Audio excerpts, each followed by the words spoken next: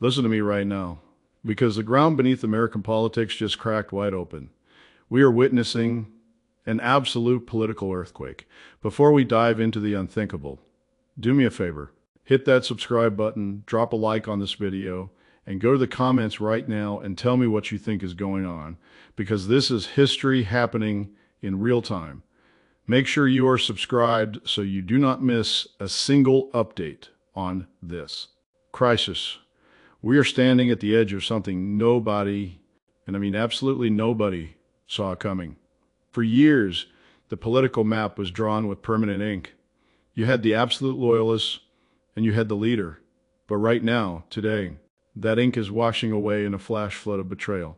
Marjorie Taylor Greene, the ultimate loyalist, the loudest voice in the room, the one person who stood by the president through every single storm, has just taken the microphone and called for the immediate removal of President Donald Trump. Let that sink in. Let the reality of those words wash over you. This is not a rumor. This is not a whisper in a dark hallway. This is a public, undeniable declaration of political war from inside the very heart of the president's own base. You have to understand the sheer magnitude of this moment. We are talking about a sitting president facing an absolute rebellion from his number one champion on Capitol Hill. When the history books are written about this week, they will point to this exact moment. They will say this was the day the unthinkable became reality. People across the country are dropping what they are doing. Phones are ringing off the hook in Washington. The unthinkable has just been spoken aloud. Marjorie Taylor Greene, the fiercest defender of the current president of the United States, is now leading the charge to take him out of the Oval Office. Why? How did we get here? How does the strongest alliance in modern political history turn into a demand for removal in the blink of an eye? You are going to want to hear every single detail of this because the foundation of the White House is shaking right now. This is the kind of news that stops the world from turning for just a second. It is a fundamental shift in the power dynamic of the entire country. The walls are closing in, and the call is coming from inside the House. Nobody expected this betrayal. The air in the Capitol is thick with shock. Even the most seasoned political veterans are sitting with their mouths open, staring at their screens, unable to process the betrayal. This is the ultimate political thunderbolt, striking straight down onto the resolute desk. To really understand the absolute shock of this moment, you have to look backwards for just a minute. Think about the bond these two shared. It was unbreakable. It was made of iron. Where he went, she followed. When he spoke, she amplified his voice. She was the shield that protected him from every attack, and she was the sword that struck back at his enemies. They were a team. They were the defining duo of this new political era. So what broke the iron? What shattered the glass? The tension has been building quietly, behind closed doors, away from the cameras. Whispers of disagreements, small moments where the script was not perfectly followed, but nobody thought it would lead to this. We are seeing a complete breakdown of trust. It is fascinating. Really, you build a political machine based on absolute loyalty, but the moment that loyalty snaps, the machine turns on itself. We are told that over the last few weeks, a series of decisions made by the president pushed her into a corner, decisions across the red line she had drawn in the sand. But to go from a private disagreement to standing up in front of the entire world and saying the president is unfit, that he must be removed right now, that is a massive leap over a canyon. It shows a level of desperation and a level of cold calculation that is completely terrifying to the West Wing. She is not just burning a bridge, she is dropping heavy dynamite on the entire highway. This is a calculated strike. She knows his weaknesses better than anyone else in that town. She knows exactly where the political bodies are buried. And by calling for his removal, she is signaling to millions of voters that it is completely okay to jump ship. She is giving them permission to leave the president behind. The loyalty that defined this era is dead. It is gone. And in its place is a cold, hard, vicious fight for pure survival. The kind of fight that leaves permanent scars on the nation. Let us talk about the actual words she used today, because the language here is completely devastating. She did not just say she disagrees with him. She did not say she is disappointed with his recent policies. She used the word removal. She stood there, looked directly into the camera lenses, and told the American people that the President of the United States is no longer capable of holding the highest office in the land. She painted a picture of a White House in total, absolute chaos, of a leader who has lost his grip on the wheel while the car is speeding down the side of a mountain. She used incredibly simple, sharp words to cut right through the noise of Washington. She said the country is in grave danger as long as he sits in that chair. Coming from a rival, that is just politics as usual. Coming from Marjorie Taylor Greene, it is a massive, deafening alarm bell ringing in the ears of the nation. She claimed to have seen things behind the curtain that forced her hand. She spoke about duty to the country, overriding her fierce loyalty to one single man. You can feel the heavy gravity in her voice when you watch the tape. It was cold, it was highly precise, and it was entirely lethal to the president's entire agenda. By using the specific language of removal, she has completely trapped the president's inner circle. They cannot just brush this off as a bad day or a simple mistake by a rogue member of Congress. It is a direct indictment of his ability to govern the country. She has thrown the ultimate political weapon onto the table, and she is daring the rest of the politicians in Washington to pick it up. The sheer boldness of standing up and saying those words out loud, knowing the absolute fury it would unleash, tells you everything you need to know about how fractured things have become. She is essentially calling on the cabinet, on the Congress, on anyone with real power to step in and pull the plug. Inside the White House right now, it is an absolute 5-alarm fire. You can easily imagine the scene. The exact moment the news broke, everything just stopped. Important meetings were canceled. Heavy doors were slammed shut. The president sitting right there in the Oval Office, watching the very person who carried his banner, now demanding his absolute removal, the sense of deep betrayal inside those historic walls must be completely suffocating. The response from the administration so far has been absolute panic, disguised as righteous anger. They are scrambling desperately. They are picking up the phones, trying to find out who else knew about this, who else is secretly involved in this mutiny. They know for a fact that if she jumps, others might follow right behind her. It is a terrifying domino effect, and the first massive domino has just crashed down hard. We are hearing reports that the screaming matches behind closed doors are echoing all the way down the hallways. The president is demanding immediate, total retaliation. He wants her politically destroyed, erased from the party, completely silenced. But how do you destroy the person who helped build your entire movement? How do you silence the absolute loudest voice in your own choir? They are trying to spin this. Of course they are trying to say she has gone rogue, that she is just seeking attention, that she has completely lost her mind. But the massive damage is already done. The American public has seen the huge crack in the foundation. The White House communications team is writing and rewriting statements, trying to find the perfect mix of fury and dismissal, but nothing is working right now because you simply cannot dismiss the person who was your absolute biggest cheerleader. Every single attack the White House launches against her only proves her point that the administration is lashing out in pure chaos. They are trapped in a tight corner. The walls of the Oval Office must feel incredibly small today. The shockwaves are not just hitting the White House. They are tearing through the halls of Congress like a runaway freight train. Every single politician in Washington is staring down at their phones, absolutely terrified to make a single move. The Republican Party is being split straight down the middle in real time, right in front of our eyes. Do you stand with the president, who still holds the immense power of the office? Or do you stand with Marjorie Taylor Greene, who just threw herself on the grenade and said what so many of them have been whispering in private?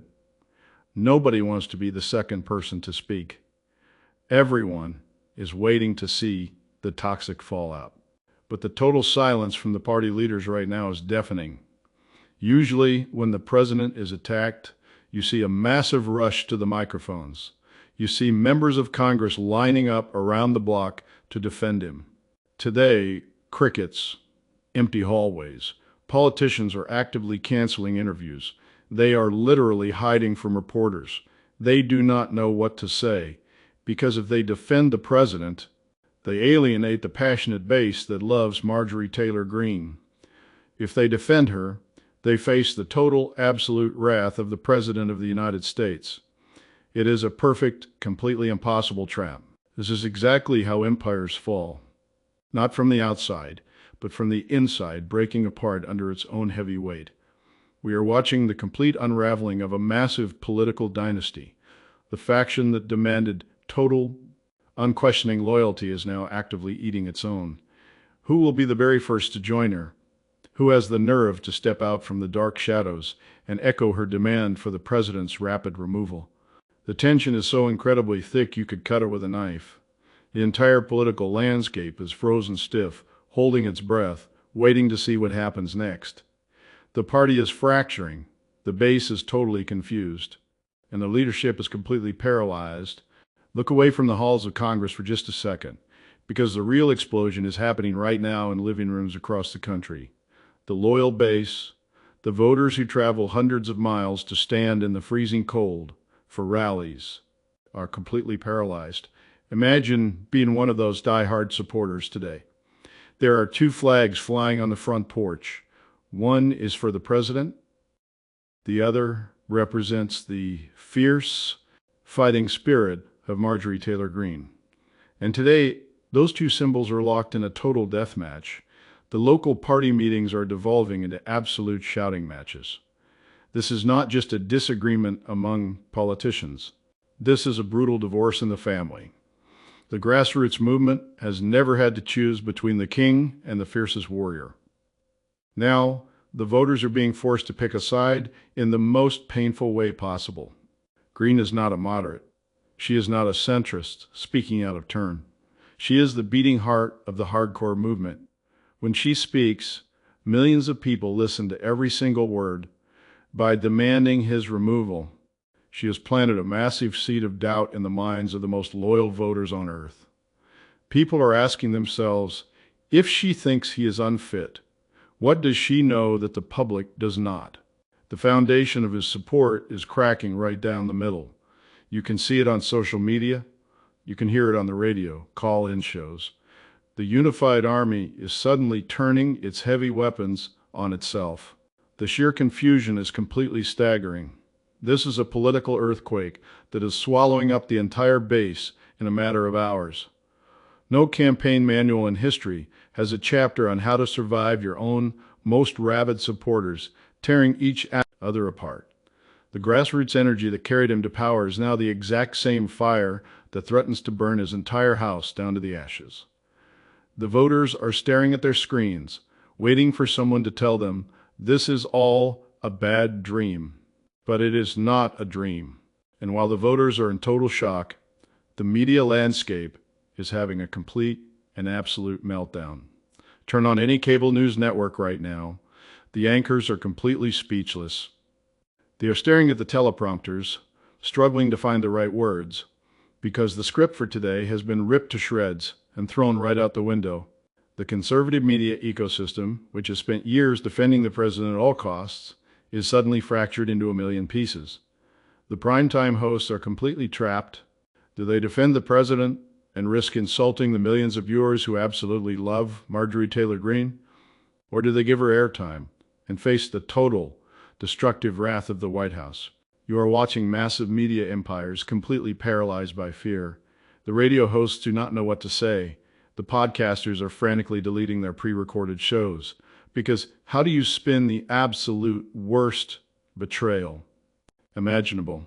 You cannot blame this on the opposition party. You cannot blame this on the deep state.